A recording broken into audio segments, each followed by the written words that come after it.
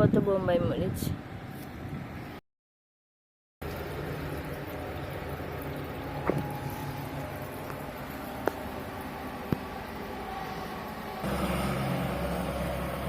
Hello everyone, good morning. তো সকাল সকাল উঠে গিয়েছি আমি। আজকে 7:30টার সময় উঠেছি। 7:30টায় ওঠার পরে তাড়াতাড়ি করে আজকে খাবার রান্না করব। এই যে ভাত, ওই যে শাক ভাজি আর তরকারি আছে।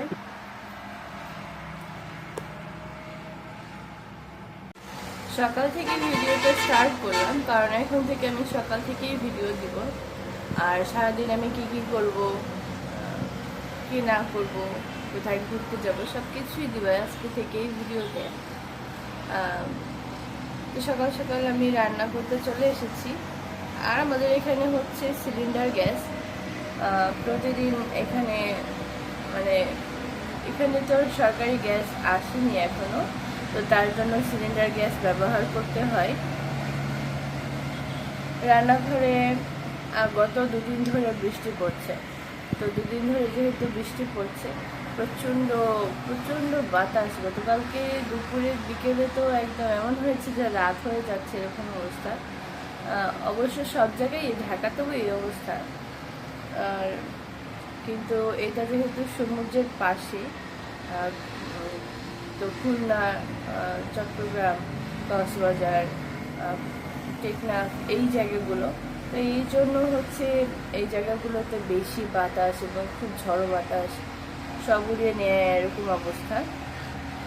তো চলেন দেখি আজকে, গতকালকে তো কয়েকদিন তো বৃষ্টি হচ্ছে, দেখি আমাদের ছাদে কী অবস্থা। ছাদে তো পানি জমে যায় প্রচণ্ড পরিমাণে। চলেন তো একটু ছাদে গিয়ে দেখি কী অবস্থা। সকাল সকাল সকাল আমার রান্না বসিয়ে দিয়েছি, ভাত আর শাক ভাজি। এটা ডাটা দিয়ে শুটকি ভাজি, এটা খেতে খুব পছন্দ করে। আর তরকারি আছে হাঁড়িতে, পরে দেখাবো। আর চলেন দেখি একটু ছাদে কি অবস্থা। সকাল হলেই আমি দরজাটা খুলে দিই, কারণ এত সুন্দর বাতাসটা সরাসরি ঘরের মধ্যে যায়। ওহো, এই অনেক বাতাস। দেখেন সকাল সকাল কি অবস্থা, দেখেন একদম পানিতে ভরপুর আমাদের ছাদ। এই পুরো ছাদ ভরে গিয়েছে পানিতে, দেখেন। এটা হচ্ছে প্রকৃতির মাঝে থাকার একটা সুবিধা।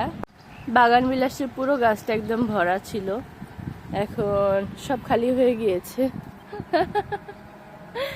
High God. তো এখন এই গাছটাকে ছাঁটাই করে দিব, এটাই সুবিধা হয়েছে। এই গাছটাকে যদি এখন ছাঁটাই করে দেই, সুন্দর আবার নতুন গাছ উঠবে। এটা অনেক লম্বা হয়ে গিয়েছে, দেখেন তাল গাছের মতো লম্বা। এখন এইটাকে সুন্দর করে ছাঁটাই করে দিব, আবার শাখা প্রশাখা বেরোবে আবার। আর তার থেকে সবচেয়ে সুন্দর ব্যাপার, আমাদের ছাদে আসলে সুন্দর সুন্দর ফুল গাছ, তো বেলি ফুল তো হয়েছে, দেখেন একটা ফুল হয়ে গেছে, দেখেন কি সুন্দর।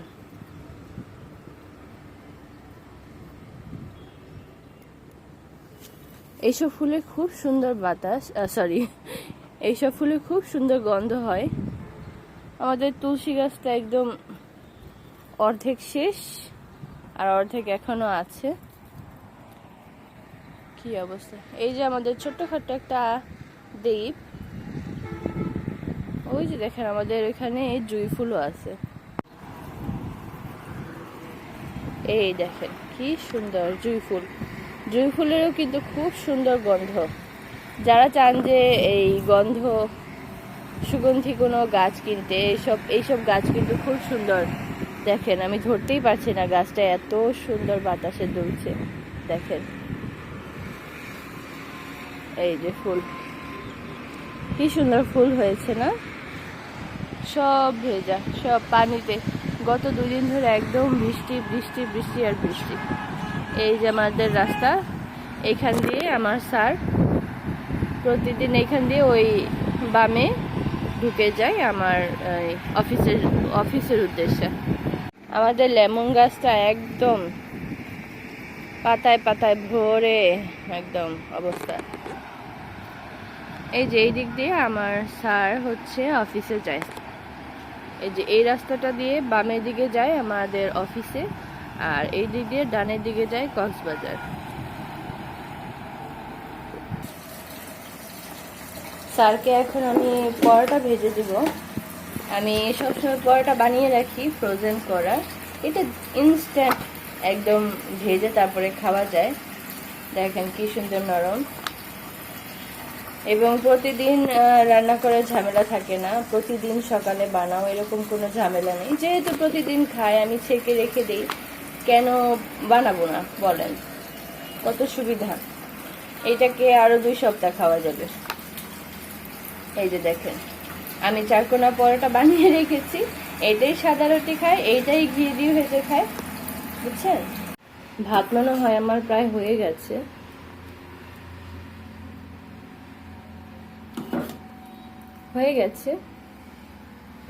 এই অবস্থায় যদি নামাই তাহলে ঝরঝরা খাওয়া যাবে, খুব সুন্দর ঝরঝরা হবে ভাত। তাও আমি 1 মিনিট রেখে তারপর নামাবো। আপনারা জানেন যে চট্টগ্রামের পাশেই হচ্ছে সমুদ্র, কক্সবাজার এগুলো সামুদ্রিক এরিয়া। তো দেখেন সমুদ্র যেন আমাদের ছাদের উপরে। দেখেন এটা হচ্ছে ছোট্টখাটো একটা নদী, আর এটা শাখা নদী, আর এটা হচ্ছে সমুদ্র। সমুদ্রটা হচ্ছে পুরো ছাদ। দেখেন আমাদের এখানে কত বোম্বাই মরিচ ধরেছে, দাঁড়ান একটু দেখাই। এই দেখেন ঠোকাই ঠোকাই ঠোকাই ঠোকাই, এই যে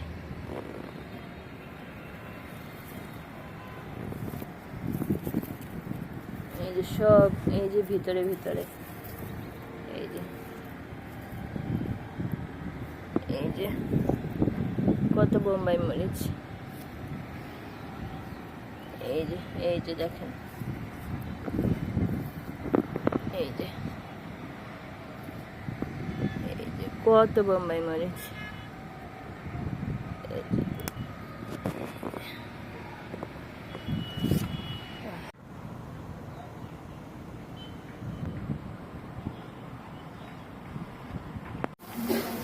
আর আজকে রান্না করব, মশলাটা কষানো হয়ে গেছে। এই মশলাটা আবার একটু স্পেশাল মশলা, দেখাই। এই যে এটা হচ্ছে শুকনা মরিচ, আমি আগের দিন রাতে ভিজিয়ে রেখেছিলাম। শুকনা মরিচ, তারপর রসুন আর আদা, এই 3টাকে একসাথে ব্লেন্ড করে তারপরে আমি রেখেছি। এটা আমি সবসময় মশলা হিসেবে ইউজ করি, মানে এখন তো খেতে খুবই মজা লাগে। বেশিরভাগ সময় আমি শুধু রসুন আর আদা, মানে শুকনো মরিচের যে শুকনো মরিচ আছে, এই 2টাকে ব্লেন্ড করি। আর যেহেতু আজকে মাংস রান্না করব, তো এই জন্য আমি আজকে এই 3টা একসাথে ব্লেন্ড করেছি। এ হচ্ছে আজকে মাংস, এটা সোনালী মুরগি। এই যে এটা আজকে রান্না করব, এটা হচ্ছে আজকে ঝাল করে ভুনা করব।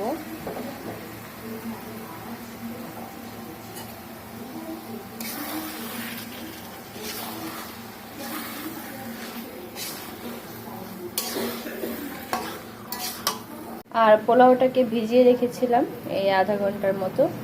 এখন এটাকে আমি শুকনা দিলাম, ঝরা দিলাম আর কি, এটা থাকুক। আমি মাংসটা রান্না হলে পরে এই পোলাওটা বসিয়ে দিব। তো এটা হচ্ছে আমার স্পেশাল মশলা, এটা হচ্ছে শুকনা মরিচ, তারপর শুকনা মরিচ আমি আগের দিন রাতে ভিজিয়ে রেখেছিলাম সেইটা, আর রসুন আর হচ্ছে আদা, এই 3টাকে আমি একসাথে ব্লেন্ড করে সবসময় রেখে দিই। এখন আমি এইভাবেই খাওয়া দাওয়া মানে রান্না করছি এগুলো দিয়ে। গুঁড়া মরিচটা তেমন একটা ব্যবহার করি না।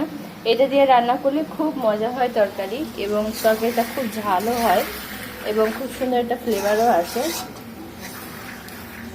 তো আপনারা চাইলে কিন্তু এভাবে ট্রাই করতে পারেন। দেখো মাংসটা আমার এখন কষানো শেষ।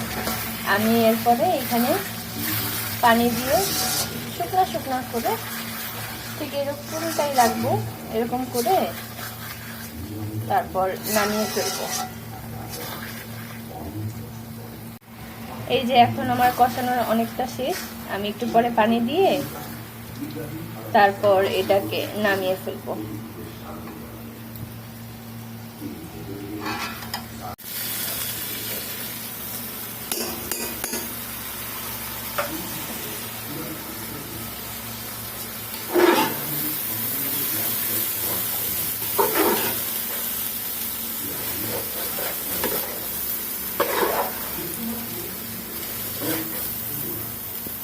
আমি এখন এই পোলাওটাকে সুন্দর করে ভেজে তারপরে এটাকে পানি দিয়ে দেবো।